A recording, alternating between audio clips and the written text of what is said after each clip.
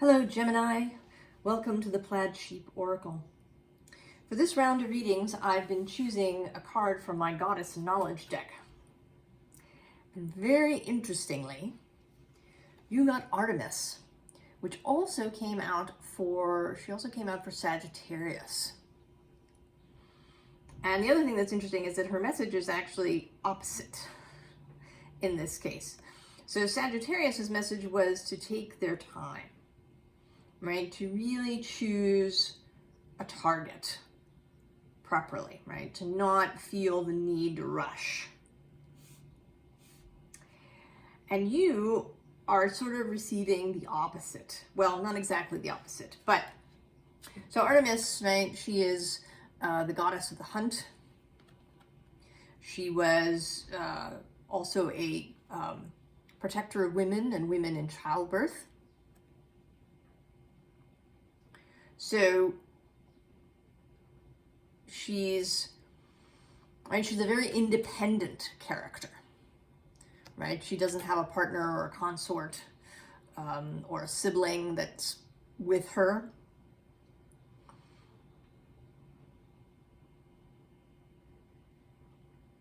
And right, the back of the card, the last line of the card is, she shows us those frightening places that bring healing even through fear. So you're showing up here out of the gate, Gemini, as the Magician. The Magician is traditionally Mercury, who is the dispositor of Gemini.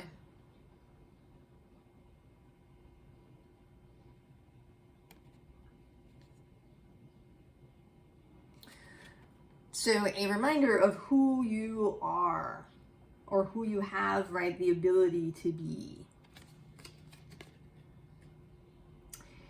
And here, I'm gonna skip over for a second, and we've got this Four of Swords. And your last meeting was not to try and force something into shape. And maybe you've gone sort of, perhaps, not in the other direction, but maybe you're a little stuck, right? One of Gemini's gifts is the collection and use of information, of data, right, of various kinds coming in. But I think perhaps you've gone a little too far, right? That you are trying to get every last piece of data. You want everything before you move. And so you're in this still place, right, with these swords, trying to get all of the information. And interestingly, you've got both the Queen and the King of Swords on either side of you, and I think they're trying to get you to move, right? The Queen is about discernment, what is and is not needed, right? The King is about intellectual clarity, really knowing your own mind. I mean, both of these, right? King and Queen know their own mind. So they want you to move, Gemini. To loose the arrow that you're holding back, right? You're standing there, and maybe your arm is even starting to tremble as you hold the arrow back.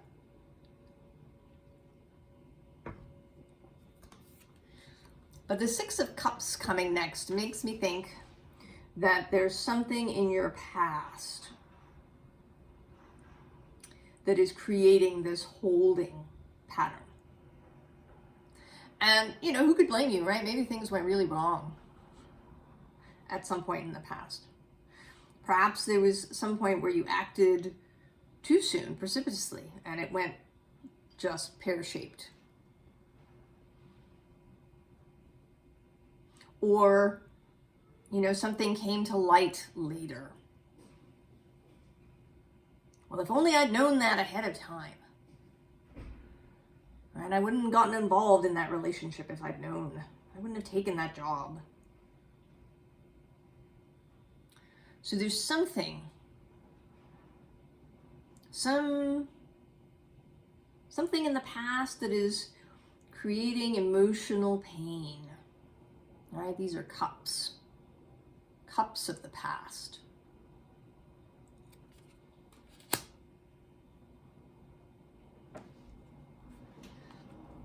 So here you are in this 5 of Stones by yourself, and not in a good way, right?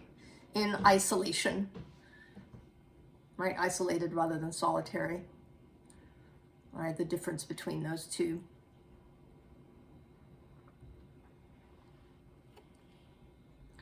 Right? You're, you know, there's a storm going on. There's all of this stuff. I have to, I'm just going to stay here.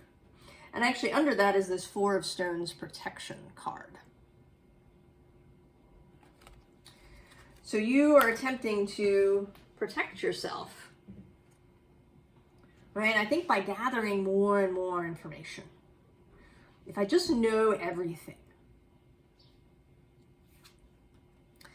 So this balance card comes out, but today it's looking like a knot. Right? Like it's all wound up on itself, right? These two snake dragons are getting themselves knotted around this tree.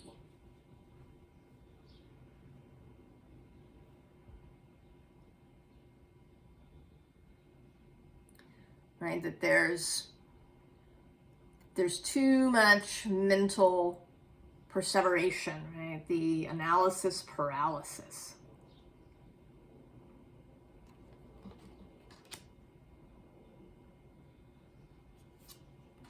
And so we get this 3 of Bows. And I feel like this character wants to end this conundrum.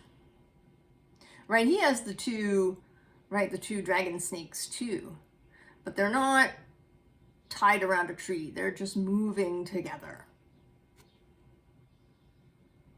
And he has the 3rd bow, right? It's like the tiebreaker. The, Hecate at the crossroads.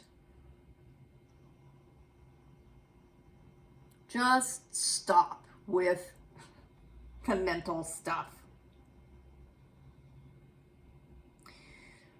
And the deal is really that you don't have to gather all of the information, because, right, you have other skills, right? The shaman, the green woman, they are sort of the magician and the empress in this deck. Although there's some subtle differences. Right? The shaman goes into the spirit realm. He negotiates, he learns things, he communicates. Right? It's a very, sort of Gemini kind of thing. Right? And this green woman who has access to resources, right? Her cauldron is like a cornucopia. So you don't have to have every piece of information before you start. Because you have your ability to be in touch with your wider self and with source. So that you can get information that you need as you go along. Right? Because stuff's going to change too. You could gather every last piece of information now and it would be different a year from now. Rather than, having everything, right? Rather than collecting. What we want to do is to be open. And so, this is the Magickal Botanical Oracle by Christopher Penczak and Maxine Miller. She's the artist. And so these are all plants, from the witch's garden. And this first one is hemlock. which is highly poisonous. Right here we see Socrates, he chose hemlock. And hemlock paralyzes, kind of, right? That's what it does. And it doesn't do it all of a sudden, it just kind of does it a bit at a time, right? It takes a while to die if you've been poisoned by hemlock.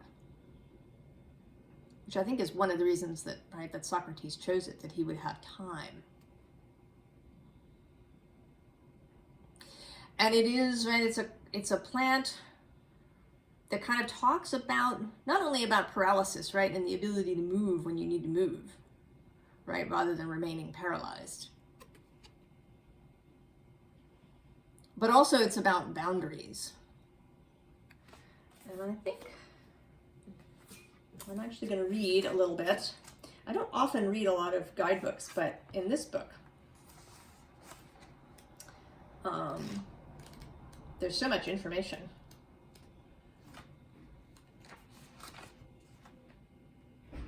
So, when hemlock appears, pay attention to your dreams and nightmares. You have an opportunity to get unstuck and move through anything that is stopping you. The inner voice and intuitive message create the key for you to bypass anything that keeps you stuck and simply get going in your own evolution without delay. Yeah?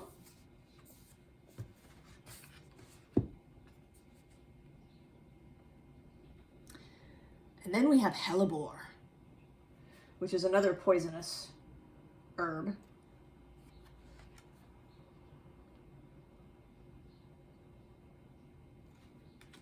And I'm going to read a little bit of that too, because I think that he says it better than I. The deeper mystery of hellebore is in the darkness, the subtle, the stillness, and the silence. Its healing magic is for those who feel like they are unseen and invisible or unloved and unappreciated. It aids any solitary healing process where we have to be alone with our pain, grief, and hurt, where we must find the love of the divine, of the goddess on our own. So if you've been sitting there, right, solitary in your grief, solitary in whatever this past pain is, there is, right, there's help for you, right? You can call on spirit to assist you if you are in this space, so that you don't have to, sort of suffer alone and be afraid to move. And then we get yarrow. Right, this is another boundary plant. Right, yarrow was often called carpenter's friend. It is used, or one of its uses, I should say, is to stem bleeding. It is highly styptic and is used especially when the wound is grievous, right? It's not an herb that you'd reach for if you've got a little tiny cut on your finger. But if you really, right, if you have a wound, you can use yarrow on your wound. It's actually a useful thing to remember, right? If you're out hiking or somewhere and you get injured and it's, right, you're out in the summer, yarrow is there for you. Right, it's called Achillea millefolium. Achillea for Achilles, who was dipped by his mother, except for his heel, right, which was, right, the rest of him was impervious. So knowing what to allow in and what to keep out, right? Because not all information is going to be useful to you. All right, some of the stuff you've been collecting may be causing you some grief. Because there's a lot of stuff out there. I mean, it might even be something that seems correct or logical, and is still causing you some suffering when you think about it. And that simply isn't useful.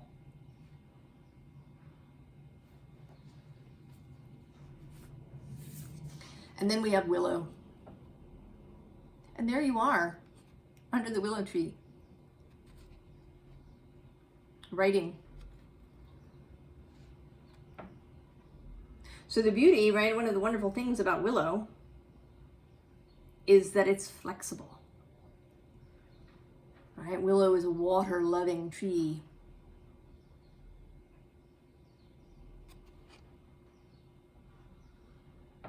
And this is particularly a weeping willow. Although Salix alba is white willow.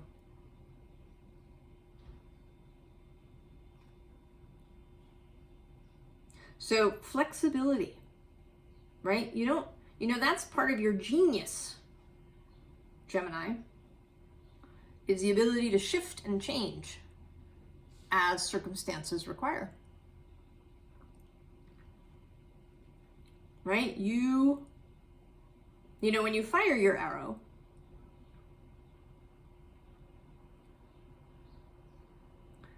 it's, right, it might not be the only arrow. You might have 2 arrows. Yeah, that's Gemini. In fact, you have a whole quiver. So nothing, right, these things are not, right, they're not set in stone. You're not, at least in all probability, choosing something that is forever. There's very few things that are forever.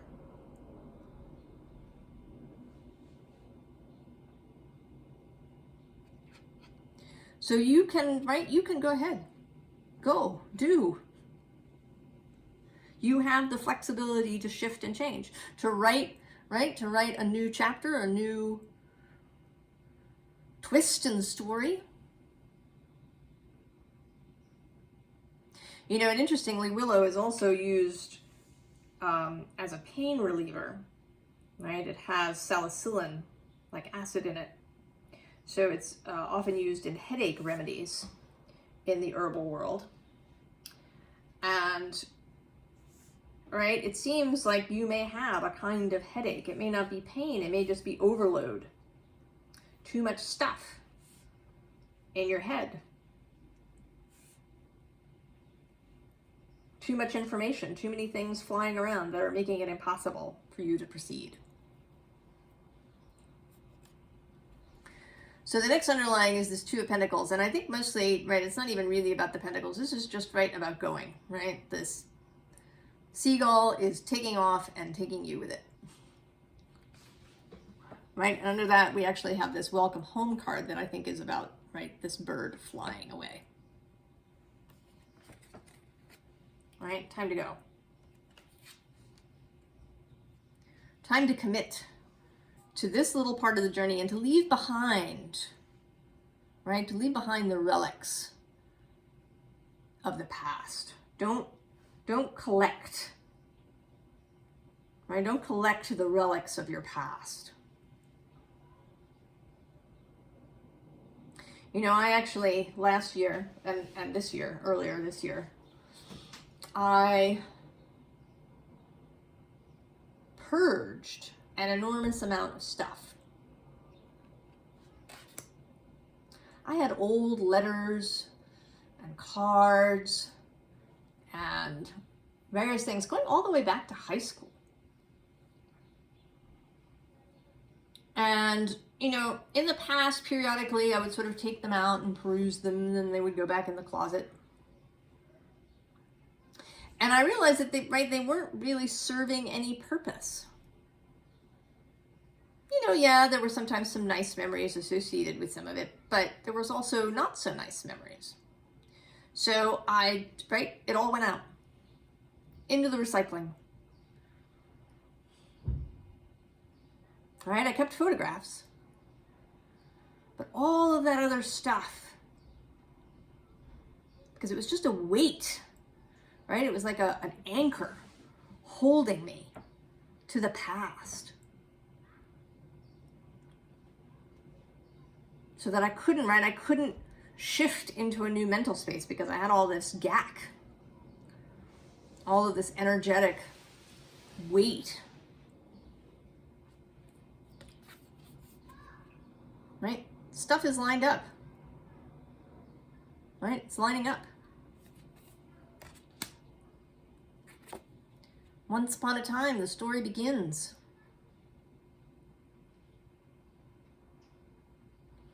Right? Time to say, once upon a time, this is, right? The hero setting off on the road.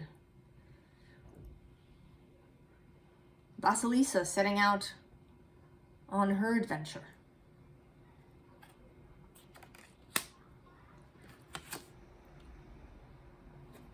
Right? And then the King of Cups. The ability to be healed. The ability to have emotions and not be overwhelmed by them. To be able to maybe be reminded of something, to have a memory come up. Right? Even a scary or a bad memory. And to be able to process that. To just hold it and then let it go. To have emotional sovereignty and maturity.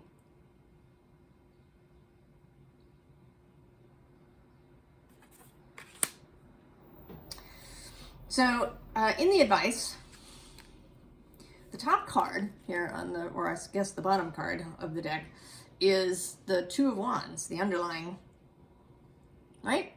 Stuck. Which, right? Where to go? And at the bottom of the deck, I always look, though I don't always show it, is the Four of Cups. Yeah. Here's the cup. Take the cup, Gemini. Spirit is offering you the cup.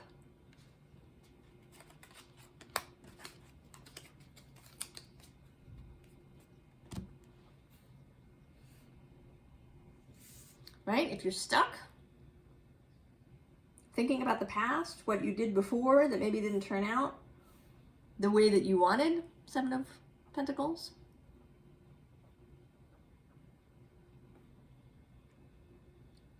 Now this can also mean, I mean, to me, the Seven of Pentacles is sometimes reflecting on a job well done and watching with satisfaction as your, whatever you've planted bears fruit. But it can also be, right, getting stuck waiting and waiting and waiting and waiting for something to fruit, right? Why is it not as big as I want it to be?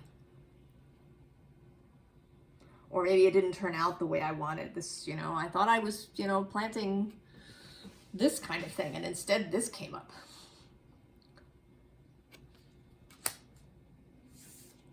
Choose. Choose the wand. It's not forever. It's not forever. It is a wand in this moment. Time to go, Gemini. Right? This reading is meant to be timeless. Whenever you get here, you get here. It's for you. But at the time that I'm recording it, Mars is moving directly through Gemini. Now he does have to pass through his shadow, but he's moving forward. So you don't have to, right? You don't have to suddenly be moving at 90 miles an hour. But you do need to begin. It's time to begin. And then I don't normally read cards in reverse, but occasionally one will come out that way. And I think it's doing it for emphasis, right? This is the Seven of Swords, which can mean lying, right? Lying to yourself. Right, saying things to yourself that are not useful, getting yourself caught up in mental gack, being mentally defensive, mental struggle.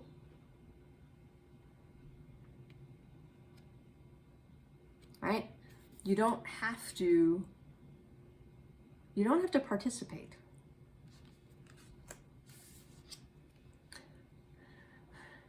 Right? Clarity is available without you collecting every last piece of information.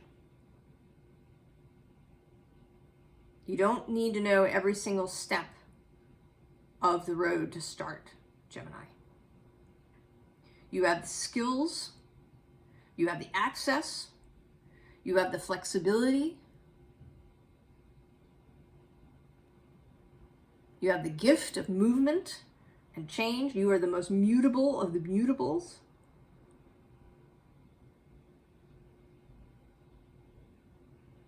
You can let the arrow go, Gemini.